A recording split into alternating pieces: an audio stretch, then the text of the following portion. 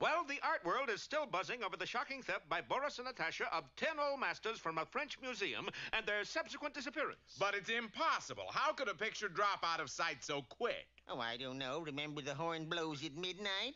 Yes, that's right. Several painters offered to paint new pictures, but that didn't work out either. No, it's too expensive. What could be more expensive than the 10 paintings? 10 painters at time and a half. Oh.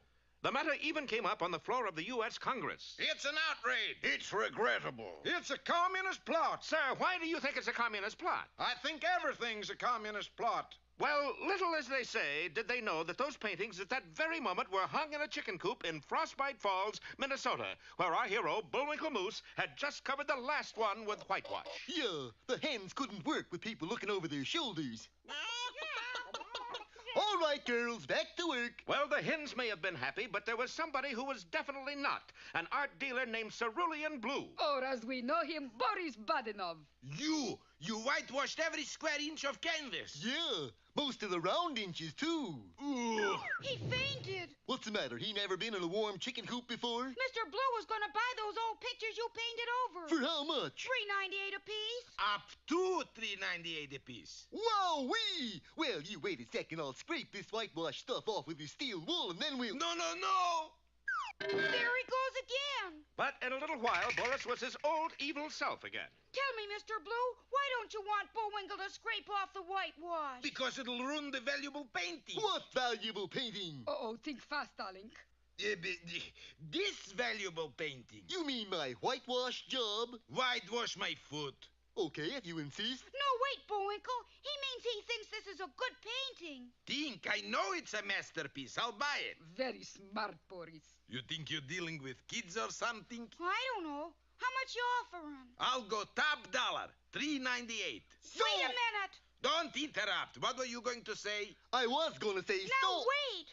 If the painting's worth anything at all, it's got to be worth more than $3.98. Okay, you got me over a barrel. Make it an even $4. Well, I think we ought to sleep on it, Bullwinkle. And so our heroes took the whitewash masterpieces and retired to their small cottage, while Boris and Natasha fumed in the car outside. What you doing, Boris? You heard the man? I'm fuming. That's fuming? You got a better idea how to fume? Who you calling, Rock? I'm calling the art museums. They'll tell us if you're a great painter or not. Art museum, good afternoon. Say, can you come out and look at a painting? Why should I? I've hundreds to look at right here. Yeah, but we think we got a brand new old master here in Frostbite Falls.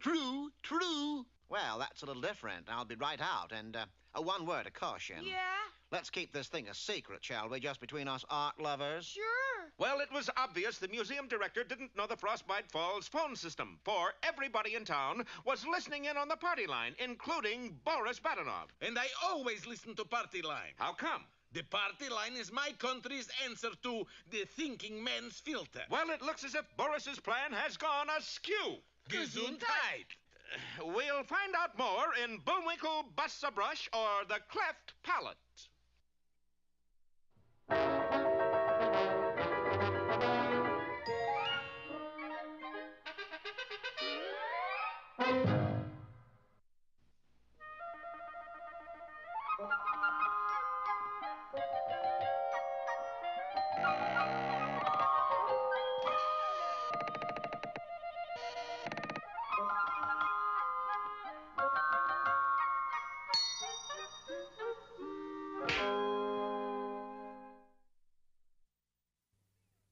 There once lived an old man who had nothing to do. It wasn't that he was a loafer, for he had a job at which he had worked for years. He was a clockmaker.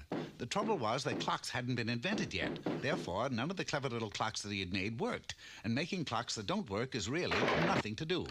Oh, he was very lonely. But one day something happened that was to change all this.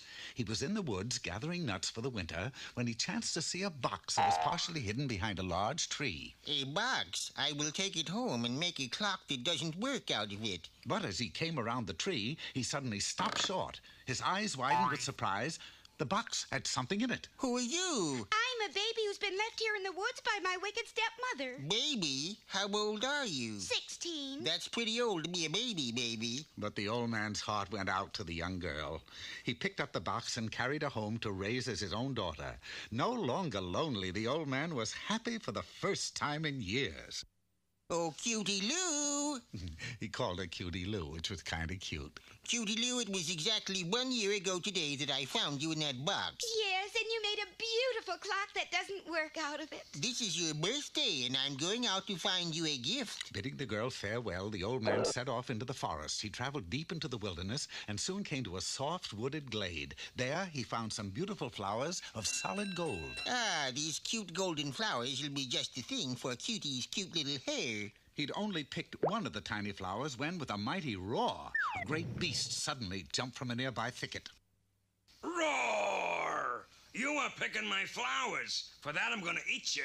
But I only picked one. So, I'll only eat you once. Oh, terrified beyond words, the old man pleaded for his life. Please chase me. Claw me up a little bit where the scars won't show, but don't eat me. Cease!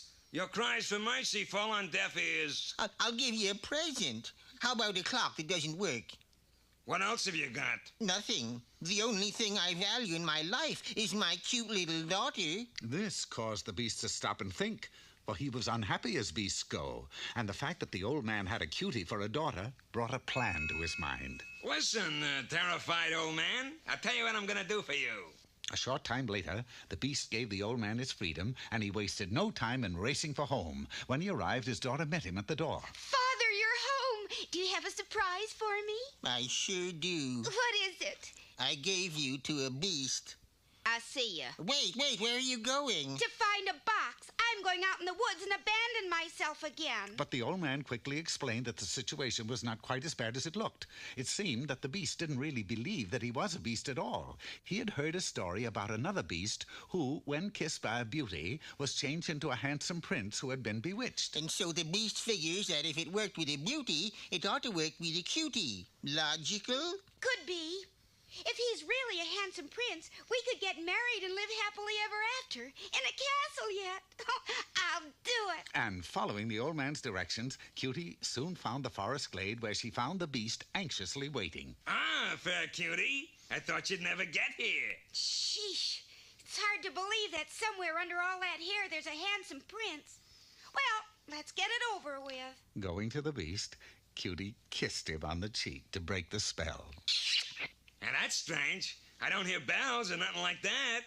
How do I look? Ooh, horrible. Nothing happened. Maybe I kissed the wrong cheek. And turning to the other cheek, Cutie tried again. Something? Nothing. I can't understand it. The kiss should have worked. Oh, it's no use. If you're ever going to change back into a prince, we're going to have some help. And going into the kingdom, Cutie took the beast to a wise man. Now, just how long have you had this feeling that you're a bewitched beast? Well, it started when I was a little monster, only about 5 years old. Then, 7 hours later... Madam, I wish to announce that he is cured. You mean he's a handsome prince now? No, but he thinks he is. Alas, fair maiden, it is I, Prince Charming. Oh, knock it off. I wanted you to be a prince so we could live happily ever after. Me too. But I do want to thank you for all your trouble. Farewell. And with that, the beast kissed her hand. And, in a blinding flash, Cutie turned into a beast. Well, how do you like that? I'm the one who was bewitched. I was a girl beast all the time. And so, as usually is the case, it was a happy ending. They were married, and as far as anyone knows, are still living a beastly happy existence to this very day.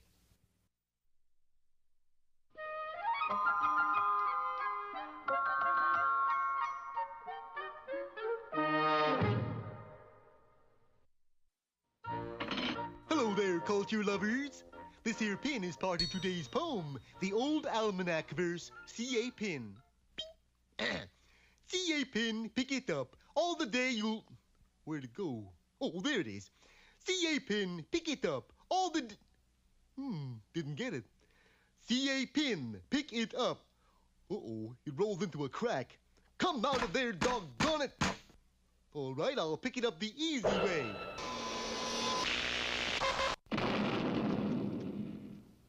What happened? As far as I can tell, Mr. Moose, a pin got stuck in the motor. Well, that does it. Where are you going? I'm going somewhere where I can say my poem. But that's a bowling alley. Of course. These pins I can pick up. See a pin, pick it up. All the day you'll have good luck. Don't you believe it?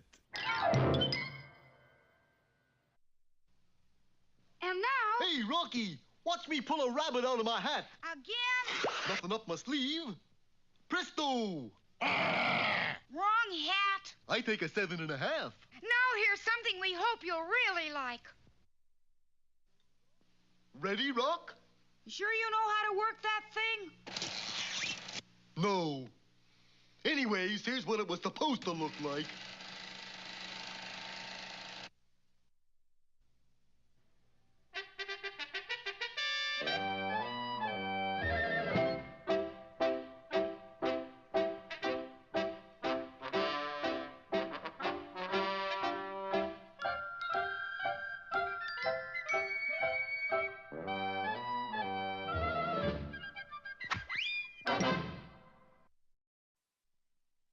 A question, Chairman. Where is Toronto? Out on the reservation with the Lone Ranger, Mr. Peabody.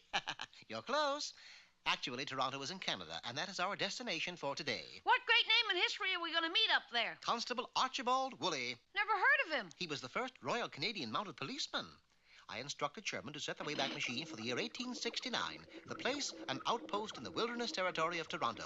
And before you could say, halt or I'll shoot, we were standing inside the post headquarters watching a very irate Constable Woolley.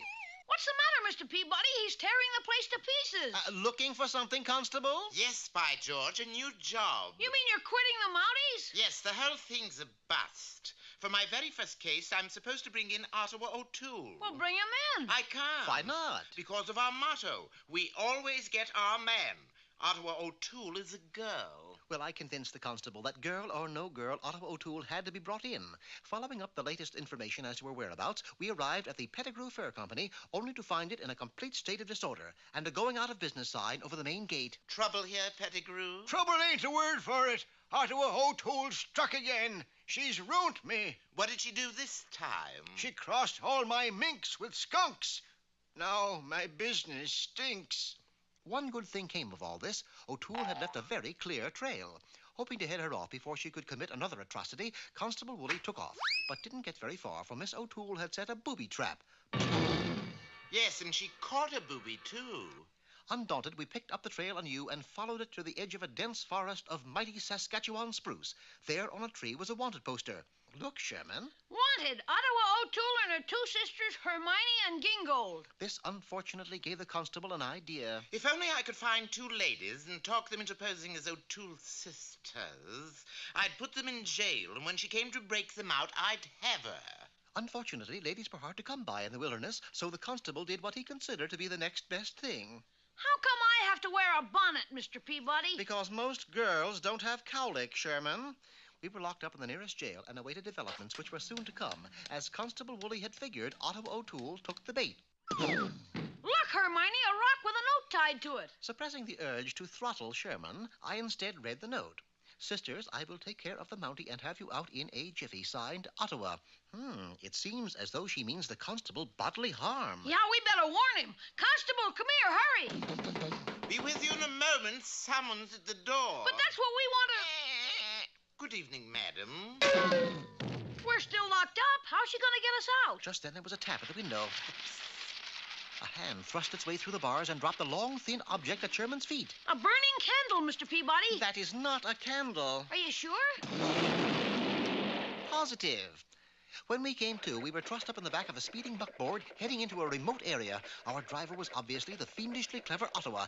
Also, obviously, she had discovered the ruse and was out to dispose of us. I'm awful hungry, Mr. Peabody. Mind if I eat my jelly beans? What jelly beans? I ripped a hole in your pocket, and you've been dropping them at the rate of 3 beans per quarter mile. What did you do that for? To provide a trail for Constable Woolley. Sure enough, a scant 400 feet behind was the redoubtable constable, not only following the trail, but eating it as well. It was almost sundown when Ottawa O'Toole brought the buckboard to a stop at the edge of a lofty precipice. How come she's stopping here, Mr. Peabody? Obviously, she intends to push the buckboard and us over. But before she could do so... Otto O'Toole, you're under arrest. Good work, Mr. Constable. Tie her up. I can't do it. We always get our man, not our woman. This isn't cricket. O'Toole would have escaped had it not been for my superior powers of deduction. So grabbing a nearby rock... You can't hit a lady, Mr. Peabody. She's no lady, Sherman. The disgrace of it all, capturing a woman instead of a man. Ah, but you did get your man. Observe! Otto O'Toole was a man disguised as a woman. Bravo! Hear, hear, and all that, Tommy Rot. Gee, how did you know Otto was a man? Because she had 5 o'clock shadow at 3:30. That Constable Woolley sure is a great policeman. Very true, but he became even a better actor. He did? I never heard of him as an actor. Well, of course you have, Sherman. Surely everybody's heard of Mountie Woolley?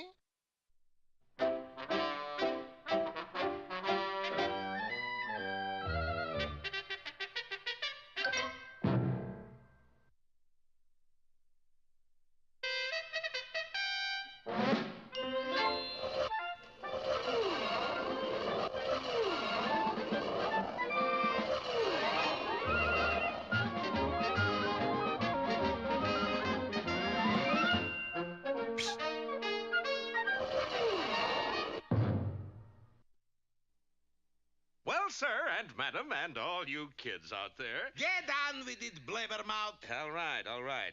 Well, through a quirk of fate, Bullwinkle painted a coat of whitewash over 10 stolen art masterpieces, and now Boris is secretly trying to buy them back. What I can't understand is why he thinks these are worth anything. Oh, I don't know, Rock. They do have a kind of dash to them. They're just whitewash. But notice how I left this little dark spot to kind of catch the eye. Bullwinkle, that's a fly. Oh, looks almost real, doesn't it? Well, we'll know whether they're valuable in a little while now. How come? I sent for some art experts. Sure enough, in just a few minutes, a caravan of cars began to pour into Frostbite Falls, bearing the cream of the nation's art connoisseurs, including the Dean of Art Critics, Price McVincent. Very well. Where are these alleged paintings? I'll get them for you. Boris, suppose those art critics find out what's under that whitewash. Maybe I better raise my last offer. Well, here they are, Mr. My enemies call me Mr. McVincent. What do your friends call you? What friends? Yeah, see what you mean. Well, what do you think of this one? This is absolutely and without a doubt the most dreadful, nauseating, ugly... I'll pay $10,000 for it. The most ugly frame I can imagine for such an exquisite picture. You think it's exquisite? My dear boy, any painting worth $10,000 is exquisite. I say, Ernest, who's the chap who bid 10,000? Speaks with an accent, probably from the Middle East. You mean he may be representing King, Well, the king just can't go on collecting dancing girls.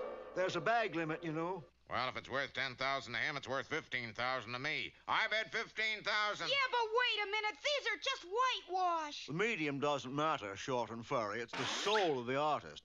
What do you call this, my good man? Moose. Moose? I call this one White Cow Eating Marshmallows in Snowstorm. It fairly sings, doesn't it? Boris, they are going crazy.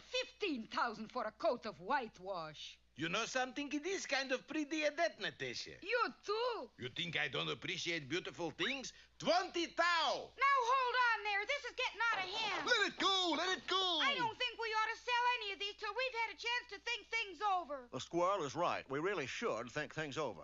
We agree. I bid 25,000. 30. 40. Well, that did it. Within hours, the news of an astounding new find in the art world flashed across the continent. The most titillating new talent since Frank Yaconelli. Looks like a moose, paints like an angel. Collector's bid, Moose says nix. Extreme! Moose starts art school! Well, Boris, you have done it again. You have made the moose famous. But not for long. Boris, you got a plan? Of course, and who, boy, is it ever fiendish? And so the next time Bullwinkle left the house, he was accosted by a strange little boy. Please, Mr. Moose, could I having your autograph? Of course, little feller. Thanks, oodles. Name is Bullwinkle. Sweet kid. Cute mustache, too. Mustache! And that wasn't all, for Bullwinkle had just signed a will, leaving all of his paintings to Boris. So when he dies... Which could happen any minute now. We get the old masters. Oh, that's my Boris. Please, you're crushing my curl. Well, will the sinister document mean the end of our hero? And if so, what will happen to the Bullwinkle show? I get that, too. Be sure to be with us next time for Boris Badenoff Presents, or the 20-Inch Scream.